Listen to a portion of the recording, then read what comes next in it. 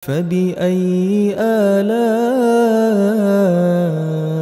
ربكما تكذبان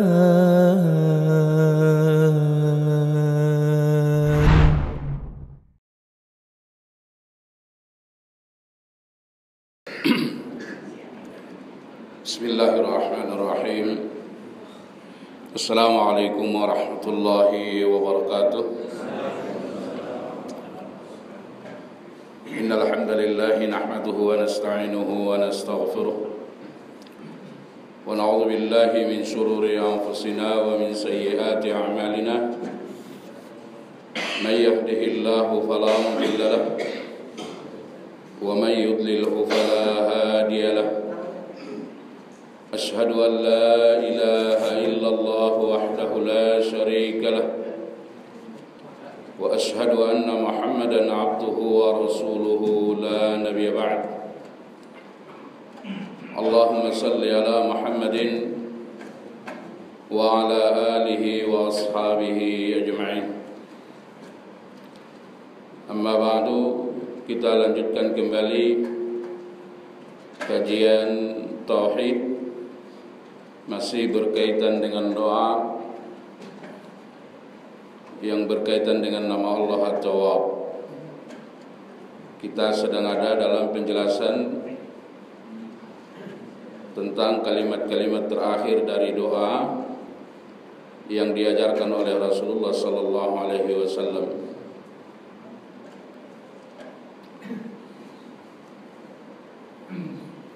Kemarin kita sudah pelajari akhir daripada atau sebagian daripada doa, yaitu wa barik lana fi asma'ina wa absarina wa qulubina. Nah, jadi kita memohon kepada Allah agar supaya Allah berikan kepada kita keberkahan dalam pandangan kita, dalam pendengaran kita, dan dalam hati kita. Nah, jadi tiga anggota tubuh ini adalah merupakan anggota tubuh untuk mendapatkan kebenaran dari Allah Subhanahu wa ta'ala. Jadi kebenaran-kebenaran itu terkadang kita dapatkan lewat pendengaran kita, lewat anggota tubuh yang bernama telinga. Mungkin karena kita mendengarkan ayat-ayat Allah Subhanahu wa ta'ala, maka dari itu Allah Subhanahu wa ta'ala katakan,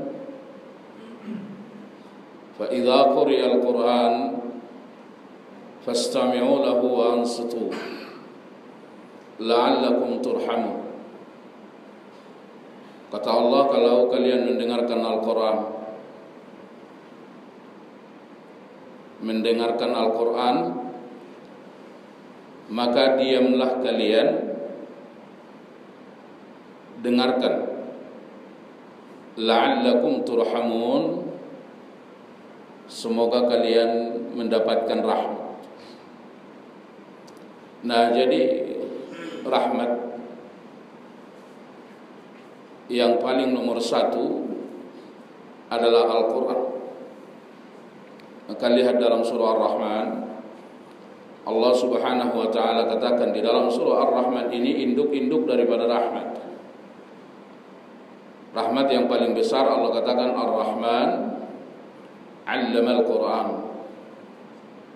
khalaqal insan 'allamahul bayan. Nah, jadi yang pertama sekali di sini disebutkan Allah adalah Al-Quran. Adalah Al-Quran. Ini rahmat yang paling besar. Nah, maka dari itu kalau kita ingin mendapatkan rahmat Allah Subhanahu wa ta'ala, antara lain yang harus kita lakukan adalah banyak-banyak membaca, mempelajari, mengamalkan Al-Quran. Jadi membaca Al-Quran, mempelajari dan mengamalkannya, juga mendengarkannya apabila kita dengar Al-Quran sedang dibaca, itu akan mendatangkan rahmat yang sangat luar biasa. Jadi membaca Al-Quran itu mendatangkan rahmat. Kita sudah pernah ceritakan sebuah hadis sahih. Seseorang membaca Al-Quran, ketika ia pulang dari perjalanan, dia membaca Al-Quran. Setelah ia menambat ontanya, kudanya. Jadi ada seorang sahabat, dia pulang dari perjalanan, dia ikat ontanya di penambatannya,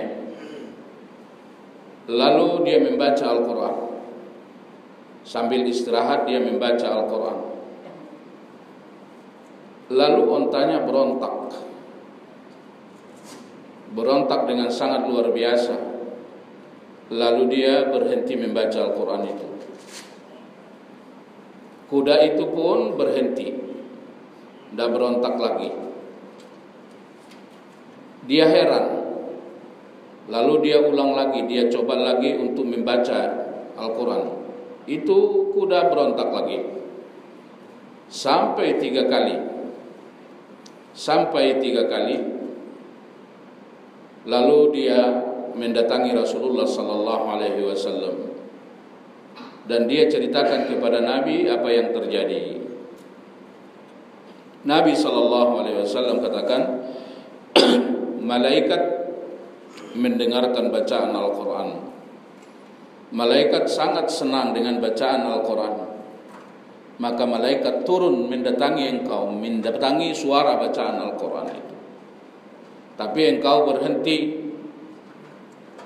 Seandainya engkau langsung atau engkau terus membaca Al-Quran itu, maka dia akan datang dan kau akan melihatnya. Nah, begitulah malaikat sangat ridho, sangat senang dengan bacaan Al-Quran. Maka Nabi katakan, siapa yang membaca Al-Quran dengan terbata-bata, maka dia mendapatkan 2 pahala. Jadi terbata-bata aja 2 pahala, Pak.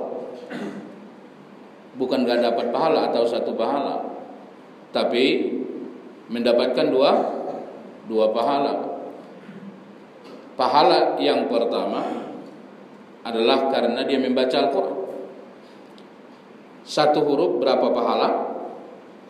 10. Lalu pahala yang kedua apa? Pahala karena berat bagi dia membacanya. Berat bagi dia membaca Al-Quran itu, tapi dia tetap bersabar untuk tetap membacanya. Jadi orang yang membaca Al-Quran dengan terbata-bata, tidak lancar, dia dapat 2 pahala. Nah, kira-kira kalau kita baca 1 lembar aja itu berapa huruf itu? Itu banyak ya. Kalau kita membacanya 2 lembar apalagi dan seterusnya. Jemaah sekalian yang insyaallah dirahmati Allah Subhanahu wa taala, ulama kita mengatakan bahwa kita harus membaca Al-Quran, harus khatam Al-Quran. Itu minimal 1 kali khatam 40 hari. Itu yang paling afdal. 40 hari. Kalau 40 hari, kalau 30 hari itu 1 bulan. Al-Quran berapa juz, Pak? 30. Berarti kalau kita membaca Al-Quran 1 juz 1 hari, maka 1 bulan kita khatam 1 kali. 1 bulan kita khatam 1 kali. Kalau kita lihat 1 juz itu berapa lembar? 9 lembar. 9 lembar. Kira-kira kalau kita baca Al-Quran setiap selesai sholat itu berapa lembar? 2 lembar. 2 lembar, maka sehari adalah 1 juz. Itu luar biasa, mendatangkan rahmat, Pak. Mendatangkan rahmat luar biasa. Nah, dan akan sangat luar biasa mendatangkan rezeki. Coba kalau ini kita terapkan, selesai sholat subuh baca Al-Quran, apalagi semua keluarga ikut membaca Al-Quran. Setiap selesai subuh, selesai sholat dan lain-lain. Karena Nabi katakan itu mendatangkan rahmat. Nah, itu membacanya. Bagaimana dengan mempelajari Al-Quran? Pahalanya besar enggak? Besar. Nabi SAW katakan bahwa man kharaja min baitihi li talabil ilm fahuwa fi sabilillah hatta yarji'. Nabi katakan siapa yang keluar untuk menuntut ilmu, maksudnya menuntut ilmu Al-Quran, mempelajari bacaannya, cara membacanya, mempelajari hukum-hukumnya, yaitu hukum Islam, maka dia sama dengan orang yang berjihad fi sabilillah. Orang yang berjihad fi sabilillah hatta yarji', sampai ia kembali. Nah, jadi pahala mempelajari agama ini sama dengan jihad. Sama dengan jihad fi sabilillah, sampai kembali. Bahkan Allah Subhanahu wa taala katakan, "Wa ma kana lil mu'minin wa ma kana al mu'minuna liyanfuru kaffah. Falaula nafara min kulli firqatin minhum yatafaqqahun, ta'ifatun yatafaqqahuna fid din." Kata Allah, kalau ada peperangan, jangan pergi kalian semua berperang. Sebahagian berperang dan sebahagian harus ada yang menuntut ilmu. Dalil bahwa menuntut ilmu dengan berjihad fi sabilillah itu adalah merupakan jihad fi sabilillah. Jihad fi sabilillah. Nah, jadi sama dengan jihad fi sabilillah. Karena agama ini berkembang adalah dengan 2 cara itu. Cara yang pertama adalah dengan berjihad fi sabilillah, angkat senjata. Cara yang kedua adalah dengan menuntut ilmu. Nah, lihat di Eropa sana, di negeri barat, Prancis, Amerika, banyak nggak orang yang masuk Islam? Banyak. Ada nggak peperangan di sana? Nggak ada. Itu karena adanya dakwah, adanya orang yang mengajarkan agama dan adanya orang yang mempelajari agama. Jadi lebih efektif mengajak orang ke dalam agama ini dengan cara dakwah daripada dengan cara berperang. Rasul pun seperti itu. Selama Rasul di Mekah 13 tahun, lalu pindah ke Madinah. Tahun kedua terjadi perang Badar. Nah, selama Rasul 6 tahun di Madinah, 13 tahun di Mekah, pertambahan orang masuk Islam hanya 2.000. Lalu begitu Rasulullah SAW menghentikan perang, telah terjadi perdamaian, perjanjian Hudaybiyah, maka bertambah umat Islam 8.000 orang. Nah, ini pentingnya berdakwah. Maka kalau kita berdakwah, kita hadir dalam majelis ilmu, itu adalah kata Nabi sama dengan jihad fi sabilillah. Sama dengan jihad fi sabilillah. Nah, ini besarnya pahala menuntut ilmu. Nah, jemaah sekalian yang insyaallah dirahmati Allah Subhanahu wa taala. Nah, kalaupun kita tidak bisa membaca Al-Quran, kita belum ada waktu untuk mempelajari Al-Quran. Tapi harus ada waktu mempelajari Al-Quran. Kalau nggak ada waktu mempelajari Al-Quran, apa nanti jawaban kita di hadapan Allah? Nah, jadi minimal sekali sebulan lah harus ada waktu menuntut ilmu. Nggak bisa setiap hari, sekali seminggu, nggak bisa sekali 2 minggu, nggak bisa minimal sekali sebulan, harus menuntut ilmu. Kalau nggak menuntut ilmu, nanti ketika Allah tanya tentang usia di akhirat, apa jawabannya? Nah, jadi Jangankan membaca, mempelajari Al-Quran, mendengarkan Al-Quran pun kita akan mendapatkan rahmat. Kita akan mendapatkan rahmat.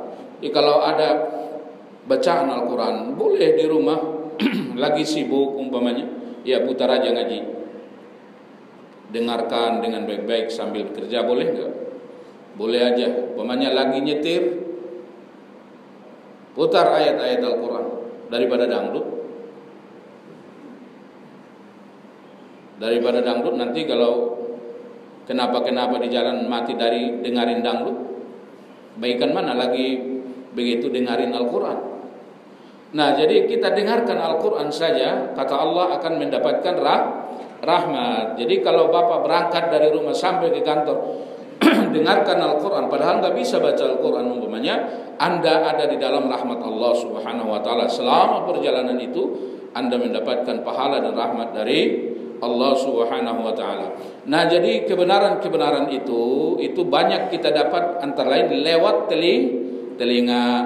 Nah, hati-hati, telinga ini adalah nikmat yang sangat mahal. Jangan sampai telinga ini mendatangkan dosa-dosa. Jangan sampai telinga ini mendatangkan dosa-dosa.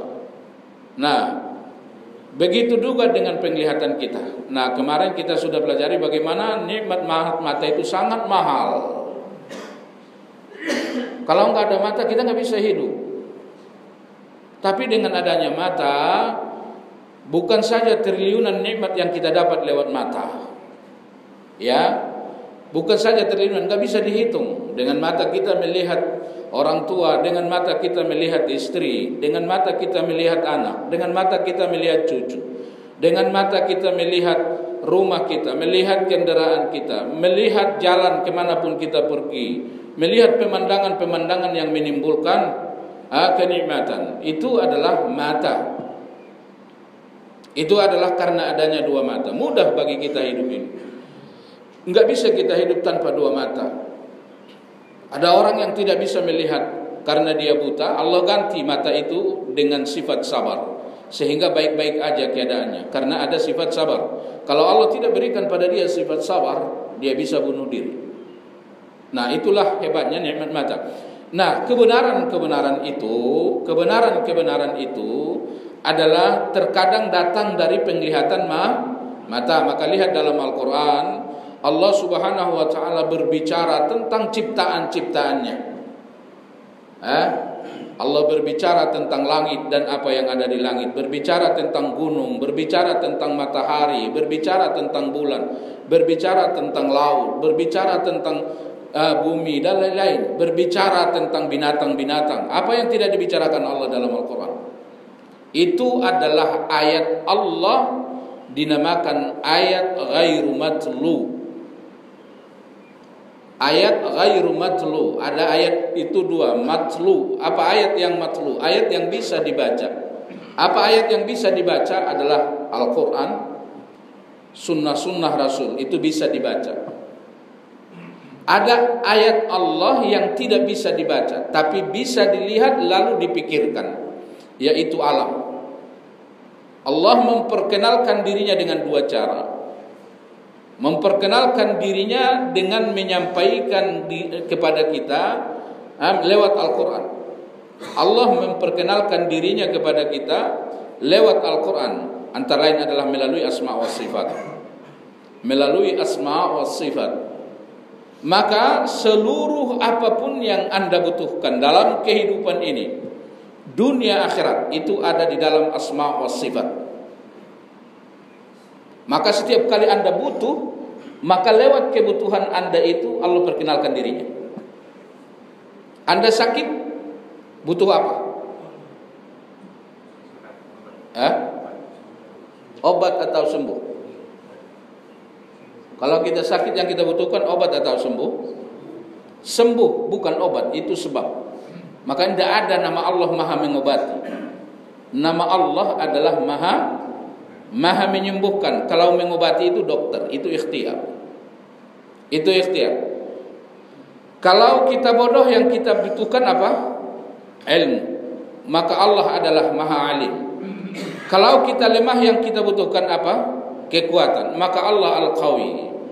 Maka kalau kita tidak punya uang, tidak punya makan, yang kita butuhkan apa? Rizki. Maka Allah adalah Ar-Razzaq.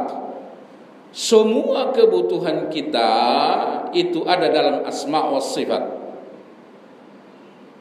Semua kebutuhan itu ada dalam asma wa sifat. Dan semua ibadah adalah berkaitan dengan asma wa sifat. Begitu juga dengan doa. Semua apa yang Anda inginkan dalam doa itu ada dalam asma wa sifat. Maka kalau Anda berdoa, Allah katakan berdoalah dengan nama dan sifat Allah. Itu antara lain adalah merupakan syarat atau merupakan cara agar supaya doa dikabulkan. Nah, yang kedua, Allah memperkenalkan dirinya pada kita lewat alam. Allah katakan contohnya dalam Al-Quran, Tabarakalladzi biyadihil mulku wa huwa ala kulli syai'in qadir. Alladzi khalaqal mauta wal hayata liyabluwakum ayyukum ahsanu amala. Sampai akhir. Allah Subhanahu wa taala katakan akhirnya, farji'il basara hal tara min futur thumma rji'il basara qarratayn yanqaliba ilaikal basar khasi'an wa huwa hasir. Lihat terus ciptaan Allah. Terus kau ulang-ulang melihat ciptaan Allah sampai kau capek melihatnya, engkau tidak akan pernah melihat kesalahan dalam ciptaan Allah. Nah, ini antara lain cara Allah memperkenalkan dirinya kepada kita lewat alam. Nah, ini bisa dibaca enggak? Makanya alam ini dinamakan ayat ghair matlu, ayat yang tidak bisa dibaca tapi bisa dilihat dan dipikirkan. Nah, maka dari itu kita katakan di dalam doa ini yang diajarkan Nabi, ya Allah berikanlah kepadaku keberkahan dalam telinga yang kau berikan, keberkahan dalam mata yang kau berikan. Semoga pandangan-pandangan kita bukan pandangan yang mendatangkan dosa, tapi adalah pandangan yang mendatangkan kebenaran, pandangan yang mendatangkan kebenaran. Nah, maka dari itu kalau dilihat dalam Al-Quran, Allah katakan Qul a'udzu birabbin nas malikin nas ilahin nas min syarril waswasil khannas alladzi yuwaswisu fi sudurin nas. Jadi kata Allah, setan itu mewaswasi manusia ada di halaman hati, bukan di dalam hati. Ada di halaman hati, bukan juga di fisik, di luar fisik kita, di luar diri kita, enggak. Tapi setan itu menghancurkan manusia, dia bertengger, dia berkemah, kata Imam Ibnul Qayyim, di halaman hati. Kenapa di halaman hati? Karena kalau ada kebenaran-kebenaran yang datang lewat telinga, kebenaran-kebenaran yang datang lewat mata, yang mereka kirim lewat otak kita kepada hati, nah ini dihalangi oleh syaitan. Jangan sampai ini masuk ke dalam hati. Karena kalau nanti masuk ke dalam hati, maka hati itu akan memikirkannya. Pikiran itu di otak atau di hati? Di hati, bukan di otak. Maka dari itu Allah katakan, am lahum qulubu yafqahuna biha atau am lahum qulubu ya'qiluna biha. Apakah mereka tidak punya hati yang dengan itu mereka berpikir? Maka dari itu Nabi katakan di dalam diri seseorang ada segumpal darah. Kalau darah itu baik, maka baik seluruh tubuhnya. Kalau dia jelek, jelek seluruh tubuhnya. Nah, makanya kalau ada kebenaran yang dilihat oleh mata, yang didengar oleh telinga, dia akan kirim ke hati. Kalau dia sudah kirim ke hati, maka hati akan memerintahkan tubuh untuk melakukannya. Sehingga jadilah ia menjadi sebuah amal, menjadi sebuah perintah. Kalau ada orang tahu kebenaran lewat telinga atau lewat matanya, lalu hatinya pun tahu itu adalah merupakan sebuah kebenaran, tapi kalau enggak diamalkan, apa manfaatnya? Enggak ada manfaatnya. Maka hati itu adalah raja dalam tubuh kita. Maka syaitan itu dia berada di halaman hati. Jangan sampai kebenaran-kebenaran yang datang dari mata, kebenaran yang datang dari telinga masuk ke dalam hati. Tapi terkadang masuk ke dalam hati. Kalau sudah masuk ke dalam hati, dia juga menghadangnya. Jangan sampai hati ini memerintahkan anggota tubuhnya untuk melakukan kebenaran itu. Karena kalau anggota tubuh melakukan kebenaran itu, maka dia menjadi sebuah amal.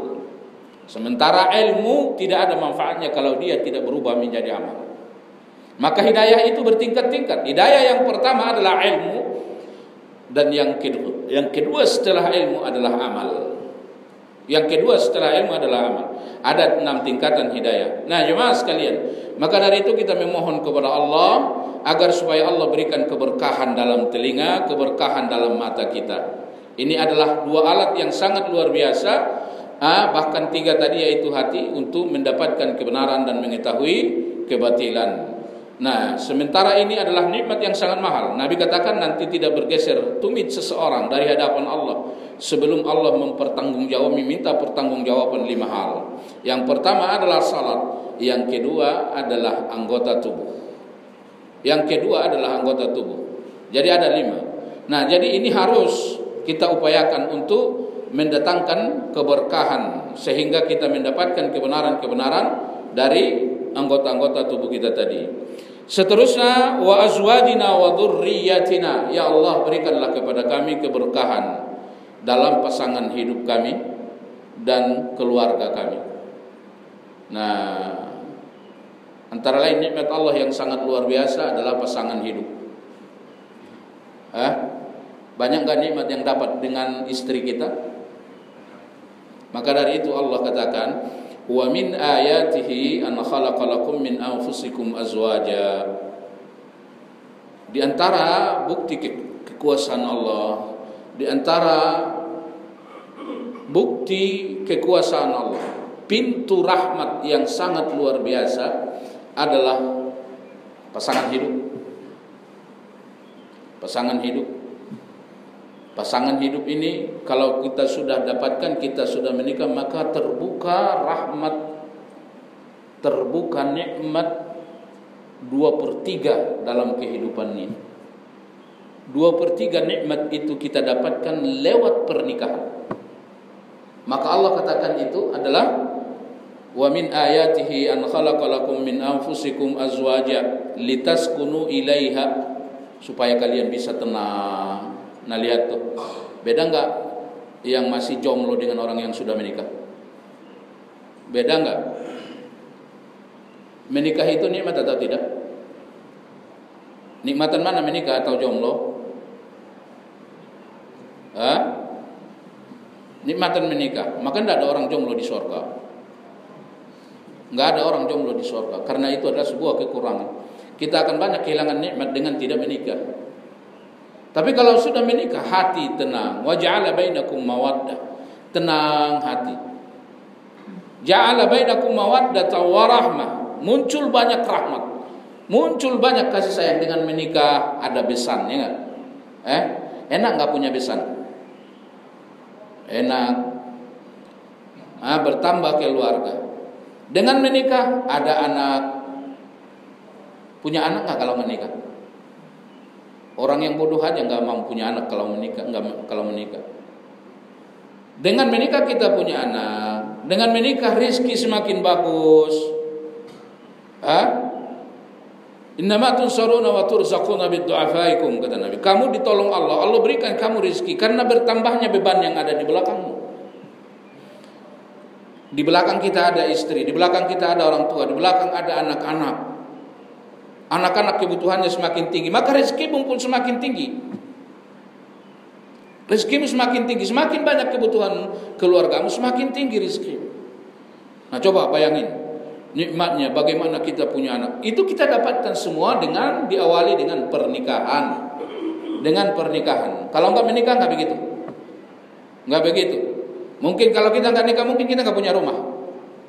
Kalau enggak nikah, mungkin kita pekerjaannya, gajinya tidak semakin bagus. Tapi kenapa semakin ke ujung semakin bagus rezeki kita dan lain itu adalah karena banyaknya beban yang ada di belakang. Nanti kalau sudah selesai mundur lagi itu. Udah selesai anaknya, udah pada nikah, semua rezeki pun semakin berkurang itu. Ya kan? Maka jangan marah kalau sudah pensiun, karena memang kebutuhannya udah kurang. Udah enggak nyekolahin, udah menikahkan anak dan lain-lain. Nanti keadaan akan berubah. Saat ini bapak yang menjadi orang tua, nanti anak yang menjadi orang tua, bapak menjadi anaknya. Ini yang dinamakan keberkahan. Kalau bapak nanti sakit, siapa yang rawat? Anak. Kalau bapak nggak bisa jalan, siapa yang gendong? Anak. Nggak bisa nyebokin, siapa yang nyebokin? Anak. Pingin jajan, siapa yang ngasih? Anak. Ada orang yang nyakitin, siapa yang bela? Anak. Maka diwajibkan berbakti pada orang tua. Kalau tidak diwajibkan Allah berbakti pada orang tua, kita orang tua ini repot. Kita orang tua ini repot. Maka dari itu, setiap Allah perintahkan berbakti kepada Allah, maka diwajibkan berbakti pada orang tua. Maka lihat ketika Nabi ditanya, "Ya Rasulullah, ayyul amali afdal?" Ya Rasulullah, apa amal yang paling afdal? Nabi katakan, as-salatu ala waqtiha, salat tepat waktu. Thumma ayyu ya Rasulullah, kemudian apa lagi ya Rasulullah? Birrul walidain, berbakti kepada orang tua. Thumma ayyu ya Rasulullah, kemudian apa lagi ya Rasulullah? Al-jihadu fi sabilillah. Al-jihadu fi sabilillah, berjihad fi sabilillah. Padahal ini ibadah yang sangat agung. Tapi dia nomor 3. Nomor 2 birrul walidain. Nomor 1 adalah as-salatu ala waqtiha. Nah, jadi jangan main-main dengan keluarga. Sebab kita dapat rizki yang bagus dan pertolongan demi pertolongan, kesehatan dan lain-lain dari Allah, itu adalah karena keluargamu. Itu adalah karena keluargamu. Engkau yang berjuang untuk mendapatkan rizki mereka. Luar biasa itu. Coba Bapak renungkan. Kalau Bapak tidak kasih istri rizki, kalau Bapak tidak kasih rizki uang kepada istri, gimana jadinya? Luar biasa ya. Maka lihat orang yang suaminya meninggal, berat gak itu istri? Berat. Sampai Nabi katakan, kalau ada seorang janda lalu ada yang memperhatikannya, seperti ini dengan aku di surga. Karena memang berat itu kalau ada perempuan suaminya meninggal. Karena ini yang berikhtiar untuk mendapatkan rezekinya. Itu anak-anak kita, kalau kita nggak kasih uang, jadi apa dia? Jadi apa dia? Nggak bisa sekolah. Coba anak itu kalau dia baru lahir, nggak dikasih sama orang tuanya makan, mati nggak? Mati. Kalau anjing saja dikasih seorang pelacur air karena anjing ini haus, Allah ampuni dosanya. Allah ampuni dosanya. Padahal dia melacur. Dan yang diberikan pelacur ini sedekah air. Ini sedekah wajib atau sunnah? Sunnah. Maka sebagian ulama mengatakan ada dosa besar yang bisa dihapuskan dengan ibadah sunnah. Ini antara lain contohnya. Karena keikhlasannya. Kalau memberi nafkah keluarga itu sunnah atau wajib? Wajib. Maka kalau pergi bekerja capek, nah ingat-ingat, ini pahalanya luar biasa. Supaya capeknya hilang. Saya ini berjuang untuk memberikan nafkah kepada keluarga, pahalanya sangat luar biasa. Sangat luar biasa. Itu wajib hukumnya. Kalau perempuan tadi adalah sunnah. Sunnah. Maka berbuat baiklah kepada keluarga. Maka dari itu Nabi katakan, khairukum khairukum li ahlihi wa ana khairukum li ahli. Manusia terbaik adalah manusia yang paling baik sama keluarganya. Wa ana khairukum li ahli, dan orang yang paling baik terhadap keluarganya saya, kata Nabi. Karena kadang-kadang itu kebalik, di luar baik banget, di dalam galak banget. Di luar ringan tangan kasih uang sama orang, di dalam sama keluarga pelit banget. Gak boleh itu. Nah, maka dari itu kita memohon kepada Allah agar supaya Allah berikan kepada kita, ke keluarga kita, pasangan hidup, keluarga kita, keturunan kita keberkahan. Nah, kenapa?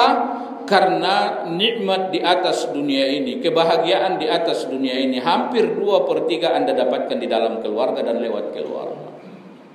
Ya, semangat bekerja karena anak, karena istri, rizki bertambah karena anak dan istri, luar biasa. Setiap perubahan fase demi fase dalam anak kita menimbulkan kebahagiaan. Anak lahir luar biasa, anak bisa jalan luar biasa bahagianya, bisa berlari luar biasa, bisa ngomong luar biasa. Udah sekolah TK tambah nikmat, habis TK dia SD tambah nikmat, sampai nanti tamat kuliah. Selesai enggak? Enggak selesai, Pak. Kalau udah tamat kuliah, jangan bilang selesai. Kenikmatan akan terus bertambah. Anda akan katakan, kapan Anda menikah? Kapan kamu menikah? Udah nggak tahan, udah itu. Kalau udah menikah apa lagi? Kapan saya dapat cucu? Kapan saya dapat cucu? Sampai mati.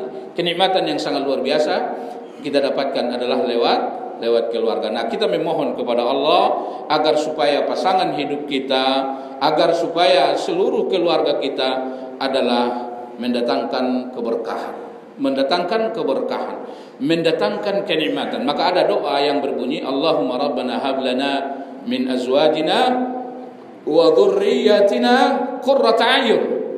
Ya Allah, jadikanlah pasangan hidupku, keturunanku qurrata a'yun. Qurrata a'yun menyenangkan hati, menimbulkan kebahagiaan, mendatangkan kebahagiaan, keberkahan dan menyenangkan hati. Kalau dipandang mereka nikmat. Coba Anda bayangkan kalau istri dipandang enggak nikmat, kalau anak dipandang tidak nikmat, di rumah berantem terus. Wah, ini orang paling kacau di dunia. Kenapa? Orang yang paling terakhir Anda lihat ketika Anda tidur adalah keluarga Anda. Dan yang pertama Anda lihat ketika Anda bangun adalah keluarga Anda. Tapi kalau begitu mau tidur, begitu bangun adalah pemandangan yang menyebalkan, gimana kira-kira? Gak nyaman, gak betah di rumah. Nah, maka dari itu kita memohon kepada Allah agar supaya istri-istri kita itu adalah istri yang mendatangkan keberkahan, istri yang taat, anak-anak kita istri yang taat kepada Allah Subhanahu wa taala, sehingga mereka qurrata a'yun. Kalau dilihat, mata itu pinginnya lihat mereka aja, lihat bini, lihat anak. Menyenangkan, karena menyenangkan. Dan ulama kita katakan pemandangan yang paling hebat di dunia ini mendatangkan kenikmatan adalah ketika melihat keluarga salat. Ketika melihat keluarga salat. Nah, lalu Nabi sallallahu alaihi wasallam katakan, wa tubu alaina innaka antat tawwabur rahim. Ya Allah, anugerahkanlah kepada kami kemampuan untuk bertaubat. Anugerahkanlah kepada kami kemampuan untuk bertaubat. Artinya tidak ada orang yang bisa bertaubat kecuali orang yang berikan kepada dia kemampuan untuk bertaubat. Tidak ada. Maka dari itu kemampuan untuk bertaubat itu adalah nikmat yang wajib disyukuri. Maka dari itu di dalam doa ini kita memohon kepada Allah, wa tubu alayya. Kemarin dalam pembicaraan awal dari nama Allah At-Tawwab, Allah arti At-Tawwab, Allah Maha memberi dan menerima taubat. Karena tidak ada yang bisa bertaubat kecuali orang yang Allah anugerahkan kepada dia. Dan kalau Allah sudah terima taubat itu, maka Allah pasti menyayanginya. Pasti menyayanginya. Bahkan kita sudah pelajari, tidak ada ibadah dalam agama ini yang membuat Allah gembira dan senang kecuali satu, yaitu bertaubat kepada Allah. Kalau Allah melihat seorang hamba bertaubat, Allah sangat senang, maka Allah akan pasti menyayanginya dengan kasih sayang yang sangat luar biasa. Maka dari itu banyak-banyak bertaubat. Kalau orang tanya apa zikir yang paling afdal setelah Al-Quran, adalah istighfar. Kalau Anda beristighfar, Anda akan semakin bersih hatinya, akan semakin mampu beribadah. Maka lihat orang-orang yang dulu tidak pernah beribadah, tidak pernah sholat, lalu Anda lihat dia sekarang sudah beribadah, sudah sholat, pasti jawabannya karena dia sudah bertaubat. Nah, ini hebatnya taubat ini. Nah, maka dari itu banyak-banyak bertaubat kepada Allah Subhanahu wa taala. Nah, maka dari itu kita katakan dalam doa ini, wa tubu alaina innaka antat tawwabur rahim. Waj'alna syakirina li ni'matika, dan jadikanlah kami orang yang selalu mensyukuri nikmat-Mu. Pak, agama ini dibagi dua. Separuh syukur, separuh sabar. Separuh syukur, separuh sabar. Karena Anda keluar dari dua hal, apa yang Anda dapatkan dalam kehidupan ini? Yang pertama yang Anda dapatkan sesuatu hal yang Anda sukai. Sehat suka enggak? Uang suka? Istri suka? anak suka, pekerjaan suka. Setiap yang kita dapatkan dari Allah, hal yang disukai, maka wajib disyukuri. Kalau yang terjadi itu bukan hal yang disukai, maka tidak ada jawaban kedua selain daripada hal yang tidak disukai. Sakit suka, miskin suka, enggak. Stres suka, enggak. Jadi kalau hal yang terjadi itu adalah sesuatu yang tidak disukai, bagaimana sikap kita? Adalah bersabar. Jadi yang terjadi dalam kehidupan ini hanya ada dua, yang disukai dengan yang tidak disukai. Yang disukai disyukuri, yang tidak disukai adalah disabari. Selesai hidup, akan jalan baik-baik aja. Maka dari itu Nabi katakan, ajaban li amril mu'min anna amrahu lahu kulluhu khair. Kagum melihat orang yang beriman. Kenapa? Karena setiap masalah orang yang beriman itu adalah pasti baik. In asabahu sarra'un fasyakara fakana khairul lah. Kalau dia dapat hal-hal yang dia sukai, dia bersyukur, maka itu pasti baik. Itu pasti baik. Wa in asabahu darra, kalau yang dia dapatkan hal yang tidak baik, fasabara, lalu dia bersabar, maka itu pasti baik bagi dia. Dan hal itu hanya terjadi bagi orang yang beriman saja. Kalau orang yang tidak beriman, tidak terjadi. Contohnya apa? Orang yang kafir itu kalau uangnya banyak, pangkatnya tinggi, bersyukur nggak dia? Bersyukur nggak dia? Enggak bersyukur dia. Enggak bersyukur dia.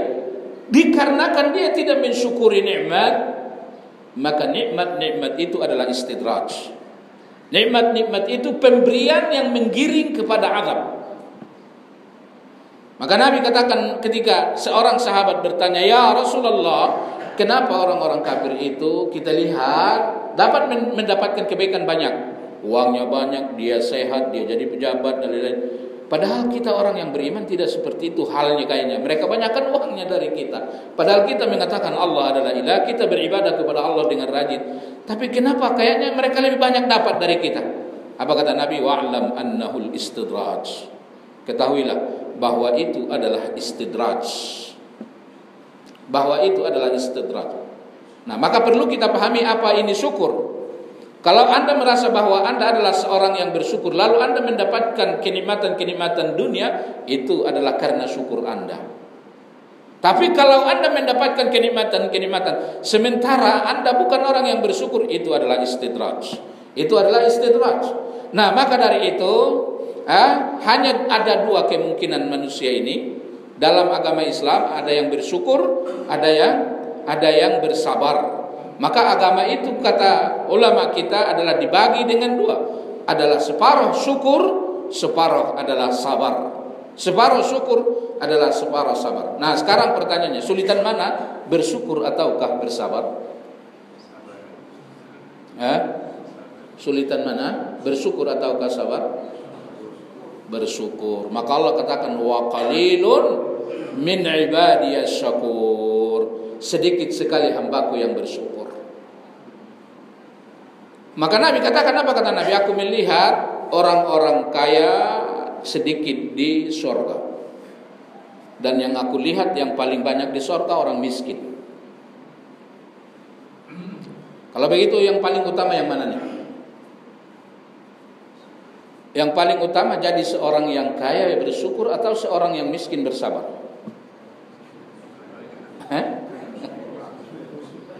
Orang yang kaya bersyukur.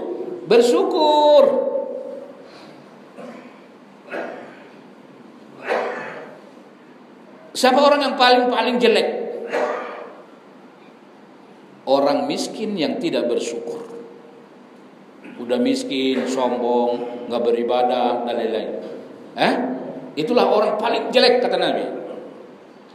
Jadi kalau Anda merasa bahwa tidak ada masalah dalam uang, tidak ada masalah dalam rezeki, baik-baik saja Allah berikan kepada Anda kelebihan-kelebihan tentang dunia, tapi Anda juga sholat, Anda juga menuntut ilmu, Anda membaca Al-Quran, Anda puasa, udah, Anda mendapatkan nikmat yang sudah sangat sempurna, udah. Ya kan? Ada orang di sana rajin sholat, iya memang, tapi makanan hari ini aja dia masih bingung. Makanan hari ini dia masih bingung. Anak sekolah masih bingung. Alhamdulillah kita tidak seperti itu. Nah, jadi kalau sudah sudah Allah berikan ini, Allah berikan kepada kita kebaikan hidup, tidak mesti harus kaya. Ketika ada kebutuhan, ada jalan keluarnya. Allah berikan kepada kita kebutuhan hidup. Lalu Allah berikan kepada kita kemampuan untuk beriman dan beribadah. Udah. Tidak ada lagi alasan untuk mengeluh. Maka Nabi katakan, siapa orang yang dia bangun dari tidurnya, dia dalam keadaan sehat, dia dalam keadaan aman, dan makanan hari itu ada. Makanan hari itu ada, bukan makanan 2 bulan ke depan. Makanan hari itu ada, maka dia sudah mendapatkan dunia ini. Tidak ada lagi alasan untuk tidak bersyukur. Nah, jemaah sekalian yang insyaallah dirahmati Allah. Kenapa bersyukur itu lebih sulit daripada bersabar? Karena memang dia punya segala-galanya. Mau makan apa aja bisa, mau minum aja apa aja bisa. Uang banyak, kedudukan tinggi. Nah, lihat, kalau ada orang seperti ini sadar atau tidak sadar, sangat besar mempengaruhi dirinya untuk lupa kepada Allah. Dan kalau yang diberikan Allah sama kita kesulitannya, memang gak ada jalan lain kecuali bersabar. Kalau gak bersabar tambah berabe. Nah, jadi bersyukur itu adalah jauh lebih sulit daripada bersabar. Maka Nabi katakan, aku melihat orang yang kaya di surga sangat sedikit. Kenapa? Karena memang bersyukur lebih sulit daripada bersabar. Maka Allah katakan, wa qalilum min ibadiyas syakur. Sedikit sekali hambaku yang bersyukur. Sedikit sekali hambaku yang bersyukur, kata Allah Subhanahu wa taala. Nah, maka dari itu ada sekelompok orang miskin datang kepada Nabi. Mereka mengatakan, ya Rasulullah, saudara kami yang kaya itu borong pahala.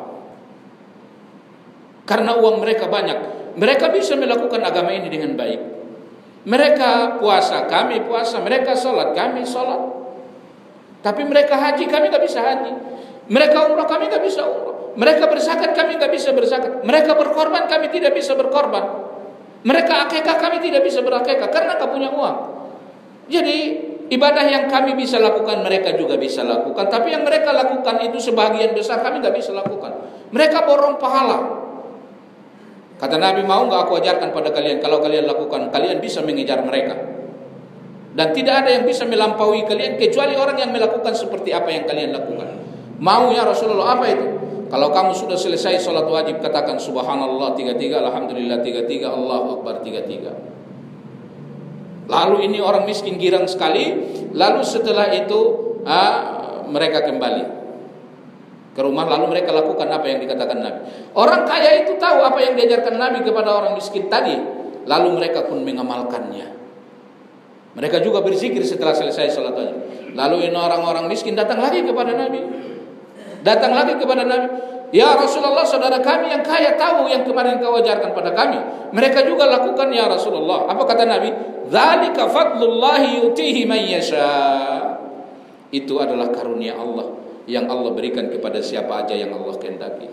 Maka tadi saya katakan, kalau Anda sudah tidak punya masalah dalam makan, dalam minum, dalam pakaian dan lain-lain, diberikan kesehatan, diberikan uang, tapi Anda juga sholat, Anda puasa, Anda ini dan itu, udah, itulah orang terbaik.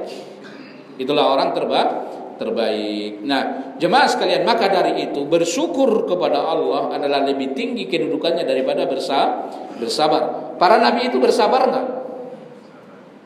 Bersabar. Nabi-nabi ulul azmi yang musibahnya sangat luar biasa, Musa, Nuh, Isa, Ibrahim, Muhammad, ini nabi ulul azmi yang musibahnya sangat luar biasa. Apakah Anda pernah menemukan Allah memuji mereka sebagai orang yang sangat sabar? Tapi Allah katakan mereka adalah orang yang bersyukur. Seharusnya yang pas untuk mereka bersabar atau bersyukur? Bersabar seharusnya yang paling pas, karena musibah yang sangat luar biasa. Tapi Allah katakan mereka bersyukur. Banyak musibah aja mereka bersyukur. Seperti umpamanya Nabi Nuh. Apa kata Allah? Pujian terhadap Nabi Nuh. Innahu min ibadina syakur. Sesungguhnya Nabi Nuh itu adalah hamba kami yang sangat bersyukur. Nah, tapi coba perhatikan apa yang terjadi pada Nabi Nuh. Berdakwah 950 tahun, yang ngikut hanya 80 orang. Itu dapat setahun berapa orang itu? 950 tahun. Belum lagi ia terus dicemooh. Belum lagi istrinya yang kafir, anaknya satu kafir, karena dia punya anak dua. Lihat musibah-musibah yang didapatkan oleh Nabi Nuh sangat luar biasa. Bagaimana yang didapatkan oleh Ibrahim sangat luar biasa. Dibakar, dikeluarkan dari negerinya dan lain. Tapi Allah mengatakan mereka adalah sebagai seorang hamba yang bersyukur. Terutama Nabi Nuh yang dia berdakwah hampir 1000 tahun. Hampir 1000 tahun. Allah memuji Nabi Nuh. Allah katakan dia, Nabi Nuh, adalah hamba kami yang sangat bersyukur. Nah, kenapa? Karena syukur ini lebih tinggi derajatnya dari sabar. Nah, maka dari itu nanti di akhirat, kalau sudah manusia itu dijemur 50.000 tahun. Waduh. Sekarang aja nih musim panas nih. Bisa enggak dijemur? Sehari aja dah. Lihat kita kalau keluar udah pada gosong tangan, gosong kaki karena banyak keluar, ya enggak? Bisa enggak dijemur sehari? Itu jarak matahari masih jutaan mil dari ubun-ubun. Itu luar biasanya ilmu Allah. Itu matahari kalau Allah dekatkan 1 senti aja, udah habis di dunia. 1 senti aja didekatkan. Begitu juga kalau Allah jauhkan 1 senti aja dari bumi, nggak baik kehidupan. Allah udah ukur itu. Lalu bagaimana menurut Anda nanti di akhirat dia hanya 1 mil? Lalu khilafiyah ulama mengatakan 1 mil itu berapa maksud dalam ayat ini? Ada yang mengatakan 4 kilo. Ada yang mengatakan 1 mil 1 jengkal. Ada yang mengatakan 1 mil itu adalah sepanjang celak. Tahu celak perempuan yang kayak pensil?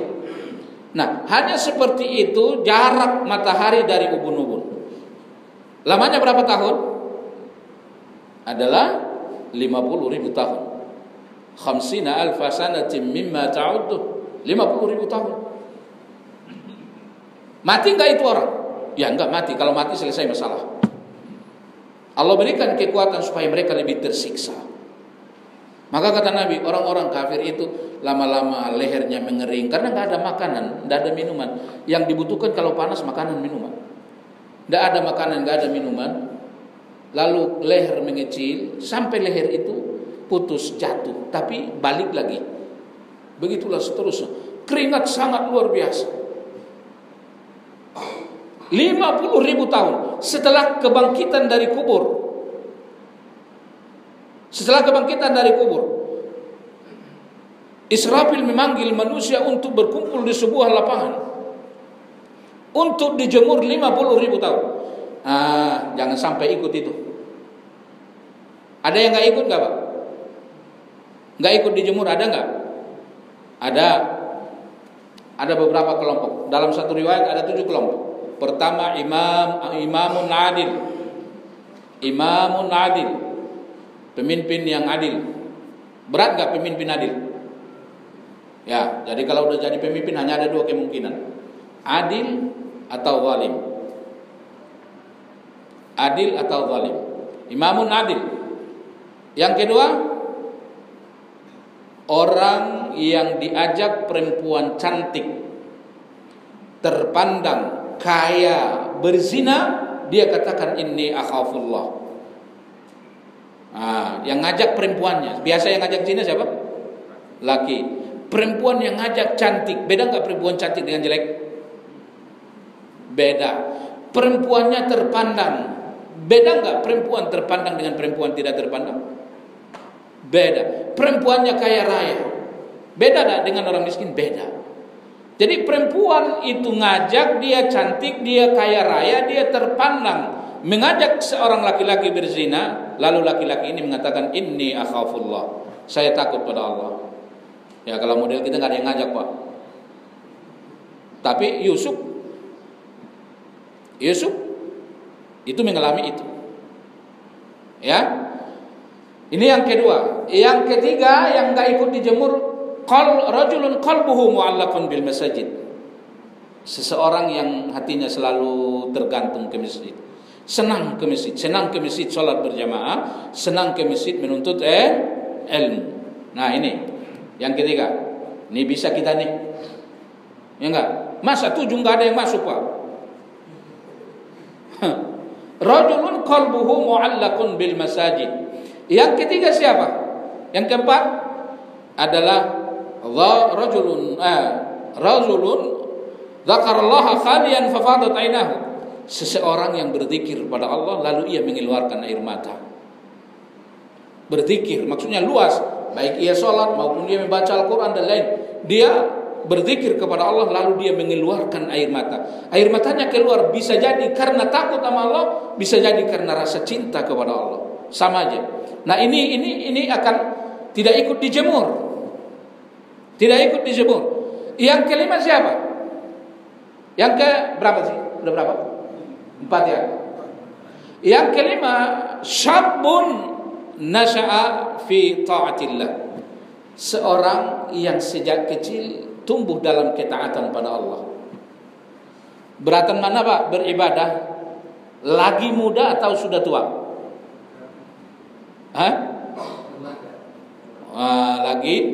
Lagi muda. Ini lebih berat. Kalau udah tua nggak beribadah, kewangatan. Maka Nabi katakan Allah tidak lagi mendengarkan alasan orang yang Allah sudah berikan usia 60 tahun enggak beribadah. Enggak akan Allah dengarkan lagi itu kebangatan udah itu. Udah berapa nikmat yang dia habisi 60 tahun salat kagak. Ya enggak? Mana lebih sederhana, bukan boleh. Lebih sederhana meninggalkan salat umpamanya orang tua atau anak muda? Ya alasannya lebih sederhana anak muda karena syahwatnya lagi hebat-hebatnya, tenaganya lagi kuat-kuatnya, tapi nggak boleh meninggalkan sholat. Ya, kenapa? Karena memang orang tua sudah harus beribadah. Maka dari itu Nabi katakan yang nggak ikut dijemur adalah orang yang mulai sejak kecil tumbuh dalam ketaatan kepada Allah karena memang nggak mudah beribadah ketika waktu kecil. Ya, nggak mudah beribadah. Maka lihat aja anak-anak muda kita itu dengan kita-kita yang udah tua, sholat subuhnya semangatan mana? Semangatan mana? Nah, ya. Seterusnya yang yang keenam yang tidak ikut dijemur adalah 2 orang yang bersahabat, 2 orang yang saling mencintai. Itu maksudnya bukan 2 orang aja, maksudnya adalah orang yang beriman yang bersahabat yang saling mencintai karena Allah. Maka hidup ini cari teman bukan cari musuh. Kalau dia udah orang beriman, Allah cintailah dia karena Allah. Kalian saling mencintai karena Allah. Itu konsekuensi cinta kepada Allah. Kalau Anda cinta kepada Allah, maka cintai orang yang beriman kepada Allah. Kalau Anda mencintai orang beriman karena Allah, itulah sahabat yang sesungguhnya. Itulah keluarga yang sesungguhnya. Keluarga yang sesungguhnya itu siapa? Adalah orang yang beriman yang kita dengan dia saling mencintai karena Allah. Maka ketika Nabi Nuh diterpa banjir, tidak ada yang selamat kecuali ada yang di kapal itu aja, sekitar 80 sekian orang. Lalu Nabi Nuh mengatakan, naik. Dia bilang begitu sama anaknya, Kanaan. Tidak ada yang selamat hari ini kecuali yang ada di kapal ini, wahai anakku.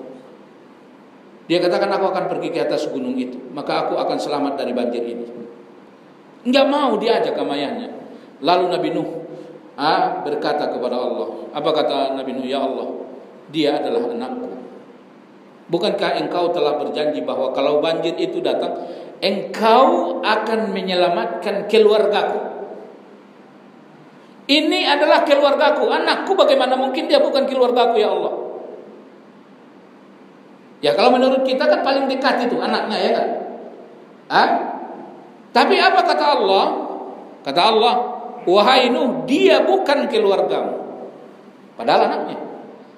Dia bukan keluargamu. Aku berjanji kepadamu, yang aku akan selamatkan itu adalah keluargamu. Ya keluargamu itu yang ada di kapal itu. Walaupun dia bukan satu nasab dengan engkau, tapi kalau engkau dengan dia sama-sama beriman, saling mencintai, itulah keluargamu yang sesungguhnya. Ini Kan'an, walaupun anakmu, huwa laisa min ahlik, dia bukan keluargamu. Maka nanti ketika manusia datang di akhirat menemui Nabi Nuh, wahai Nabi Nuh, tolong minta kepada Allah supaya diadakan proses. Sudah enggak kuat. Engkau adalah manusia yang sangat dicintai Allah. Engkau adalah rasul yang pertama sekali. Allah memujimu seorang rasul yang sangat bersyukur. Apa kata dia? Aku enggak bisa bertemu dengan Allah. Aku enggak bisa bayangkan bagaimana Allah marahnya kepadaku. Kenapa? Karena aku punya dosa. Kenapa? Aku waktu itu ngotot supaya anakku masuk ke dalam kapal itu. Lalu dia gak mau. Aku protes sama Allah. Aku protes kepada Allah. Ya Allah, bukankah engkau berjanji engkau akan menyelamatkan anakku ketika keluargaku ketika terjadi banjir? Nah ini anakku adalah keluargaku. Allah katakan, Allah tegur aku. Dia bukanlah keluargamu. Nah ini yang membuat Nabi Nuh merasa bersalah sehingga enggak berani memberikan syafaatul kubra. Nah, jadi keluarga yang sesungguhnya siapa? Adalah orang yang beriman. Maka cintai orang yang beriman. Itulah keluarga sesungguhnya. Itulah dengan dialah kita beriman, dengan dialah kita beribadah, dengan dialah kita masuk surga, dengan dialah kita nanti di surganya Allah Subhanahu wa taala. Maka dari itu Nabi katakan, antara lain yang enggak ikut dijemur adalah orang yang saling mencintai karena Allah. Maka dari itu nanti kata Nabi dalam riwayat lain, begitu terjadi kebangkitan dari kubur, Allah datang. Apa kata Allah? Allah berteriak. Apa kata Allah? Di mana dulu hamba-hambaku yang saling mencintai karena aku? Di mana dulu hamba-hambaku yang saling mencintai karena aku? Hari ini mereka tidak ikut dijemur. Nah, mereka ada di dalam naungan Allah Subhanahu wa taala. Yang terakhir siapa? Adalah orang yang bersedekah dengan tangan kirinya, tangan kanannya tidak tahu. Maksudnya adalah ikhlas. Nah, ini 7. Ini 7. Saya ulang. Imamun adil, pemimpin yang adil. Yang kedua, seorang yang diajak perempuan cantik, kaya, terpandang untuk berzina, dia katakan aku takut kepada Allah, dia enggak mau. Yang ketiga, seorang yang berzikir dalam kesendirian lalu mengeluarkan air mata. Yang keempat, seorang yang sejak kecil tumbuh dalam ketaatan kepada Allah. Yang kelima adalah orang yang hatinya tergantung ke masjid. Yang keenam adalah orang yang saling mencintai karena Allah. Dan yang ketujuh adalah orang yang bersedekah. Nih, udah dapat bocorannya. 7 kelompok. Jangan sampai nanti ikut dijemur, nggak tanggung-tanggung. 50.000 tahun. 50.000 tahun. Nah, mudah-mudahan ada manfaat. Kita lanjutkan, masih ada sedikit lagi. Kalau ada pertanyaan silakan. Ayo.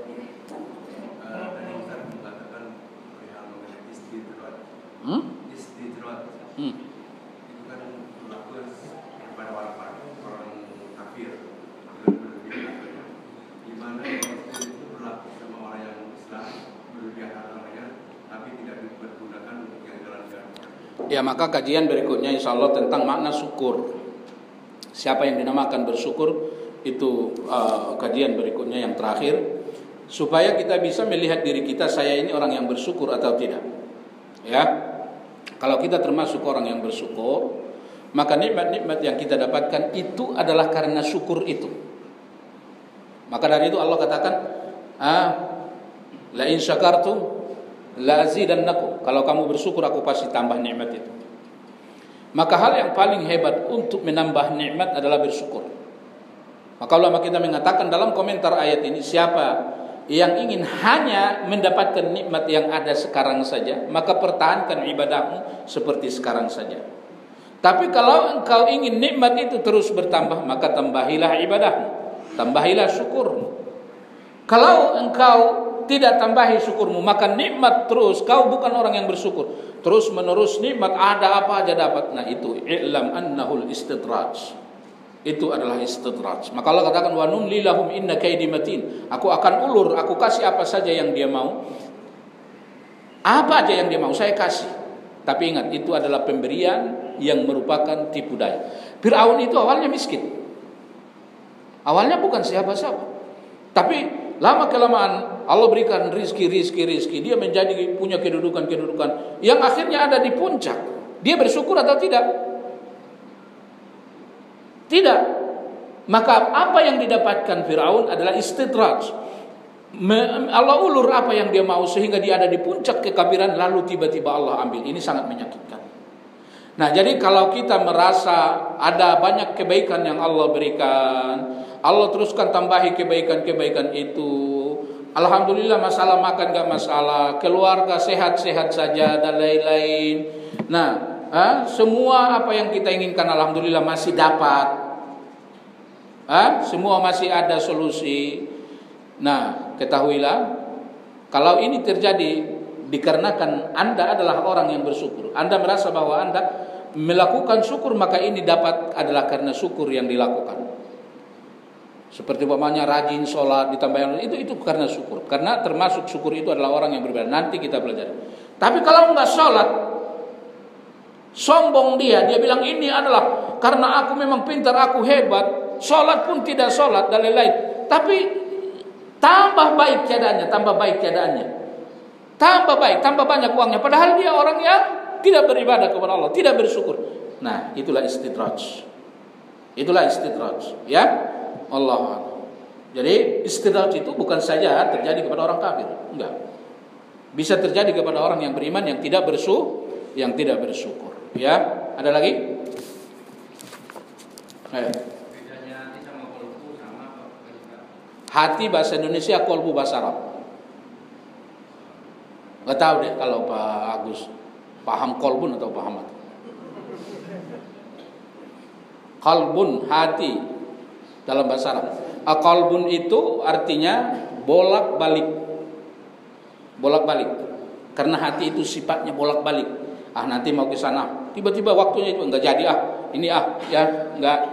Maka dari itu ada doa, Allahumma ya muqallibal qulub, wahai yang membolak-balik hati, tsabbit qalbi ala dinik. Tetapkan hatiku di dalam ibadah kepadamu. Apa maksudnya itu? Tadi mau tidur dia sudah zikir. Ketaatan enggak? Zikir mau tidur, ketaatan. Bangun dia. Apa yang dia lakukan? Adalah qabliyah subuh. Nah, Allah tetapkan hatinya kepada ketaatan. Setelah qabliyah subuh, Allah balik lagi hatinya. Dia salat subuh.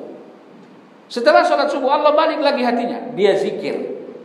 Ada orang begitu selesai sholat subuh, pulang nggak zikir dia. Nah, setelah dia zikir Allah balik hatinya, zikir pagi Allah balik lagi hatinya, sholat duha.